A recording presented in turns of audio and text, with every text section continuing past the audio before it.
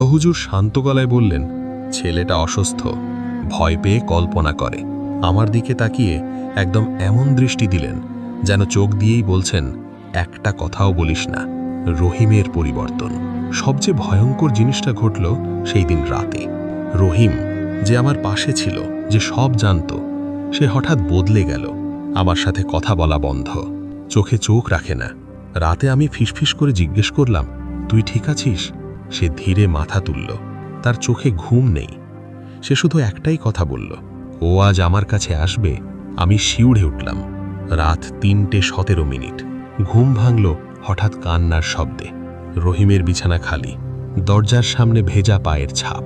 ছাপগুলো যাচ্ছে ছাদের দিকে। আমি দৌড়াতে চাইলাম, কিন্তু পা নড়ল না। ছাদ থেকে তখন দুই ধরনের শব্দ, খট খট, আর একটা হেঁটে যাওয়ার ভারী শব্দ। দুইজন হাঁটছে। রহিমের শেষ কথা। আমি সিঁড়ির নিচ থেকে চিৎকার করলাম, রহিম! ওপর থেকে একটা কাঁপা কণ্ঠ, ইয়াসিন, আমি আর পারছি না। তারপর আরেকটা কণ্ঠ, চেনা, এবার তোদের একজন যাবে। এক মুহূর্তের নিস্তব্ধতা। তারপর ধপ, কিছু একটা পড়ে গেল। আমি চোখ বন্ধ করে ফেললাম। দ্বিতীয় দুর্ঘটনা। পরদিন ঘোষণা এলো, এক ছাত্র ছাদ থেকে পড়ে আহত হয়েছে, তাকে বাড়ি পাঠানো হয়েছে।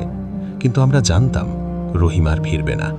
তার খাট খালি, তার বইগুলো নেই, তার নাম রেজিস্টার থেকে কাটা, যেন সে কখনো ছিলই না।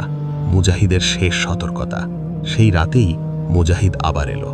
তার মুখ এবার শান্ত না, ভয়ঙ্কর রাগ। সে বলল, ওরা এখনো শাস্তি পায়নি, তাই বদলি চলবে। আমি কাঁপা গলায় বললাম, কতজন? সে আমার চোখের দিকে তাকিয়ে বলল, যতজন চুপ থাকবে।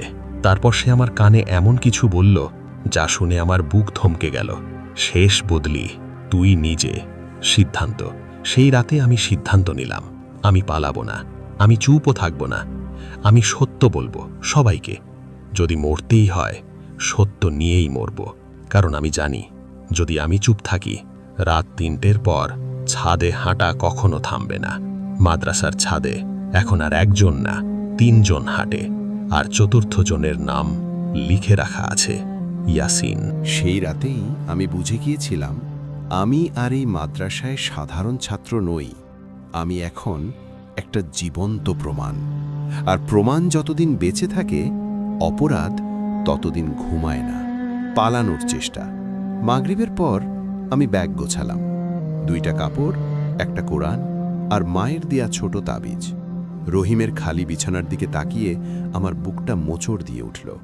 আমি ফিসফিস করে বললাম, আমি